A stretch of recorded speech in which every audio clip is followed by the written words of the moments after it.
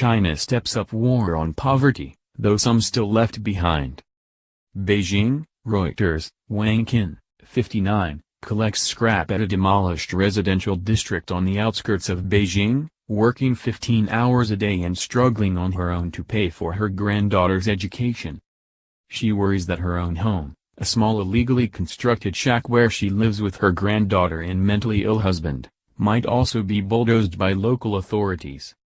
The family lives off the 1,500 yuan, $228, a month Wang makes selling scrap and receives no assistance from the Beijing government. As migrants from another province, they are not recognized as residents of the capital despite having lived there since 2014. Since she is not registered in Beijing, Wang has to pay more for things like school and medical care, a hardship for migrants in cities, where costs such as housing are also far higher than in the countryside. Every month you still need to live, I still need to pay the school fees for the child, and her food and drink every day, said Wang, who came to Beijing to try escape the grinding poverty of her village in Henan province in central China. I can't take it, my whole body aches, I can't earn the money. Wang's plight is a common one among millions of poor migrants in China's big cities, as well as in the rural areas from which so many of them come, highlighting the challenges of the government's campaign to wipe out extreme poverty by 2020. President Xi Jinping made the campaign one of his signature policy issues after pledging in 2015 that China would lift the 70 million people living under the poverty level at the time out of poverty by 2020. The campaign has been ratcheted up as the Communist Party prepares to hold a twice-a-decade leadership meeting on Wednesday. The country is placing an unprecedented amount of effort on alleviating poverty, Liu Yongfu, head of the government's leading group of Poverty Alleviation and Development, said at a news conference in Beijing on Tuesday.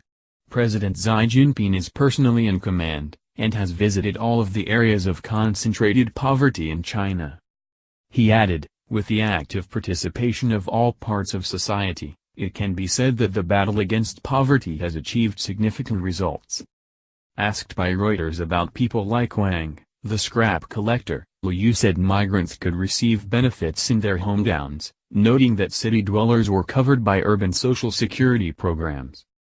Beijing has pledged to spend 86 billion yuan on poverty alleviation this year, 30% more than last year, according to the Ministry of Finance.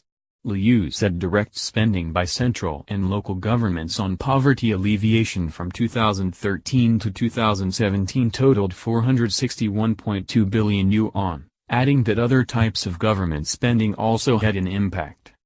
The funds are used for infrastructure projects, as well as subsidies for education, healthcare and rural agriculture. The government's poverty line is income of 2,300 yuan per year, and by the end of 2016, 43.35 million people were still officially below it. The government's goal is to lift 10 million out of poverty this year, and at that rate the country by 2020 should, at least officially, be rid of serious poverty. The program is credited with increasing the attention given to the countryside and improving things like rural infrastructure. The president of the World Bank, Wang Qin, on Thursday said China's achievement in lifting 800 million people out of poverty since 1990 was one of the great stories in human history.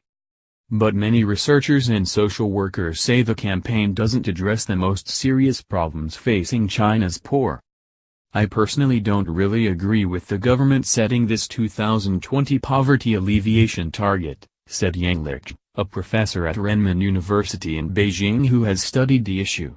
The supportive policies can relieve poverty in the short term, but from a long-term perspective, they will easily fall back into poverty.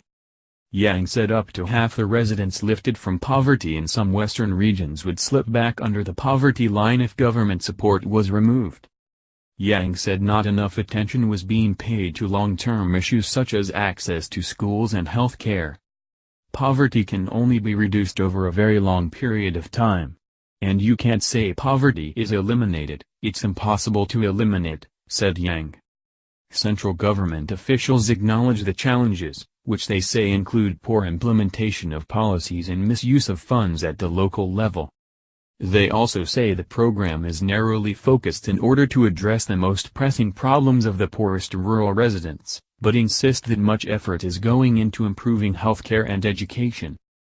"First we need to win this battle, resolve the current problems," said Liu, responding to a question from Reuters about whether the program would continue beyond 2020. Wu Chen, founder of the Beijing-based Social Resources Institute, which works in Alingu, a village in Hebei province, said development of rural areas faced challenges like the emptying of the countryside as people moved to cities looking for work, environmental destruction, and lack of capital. Alingu is plastered with slogans calling for the village to win the war on poverty.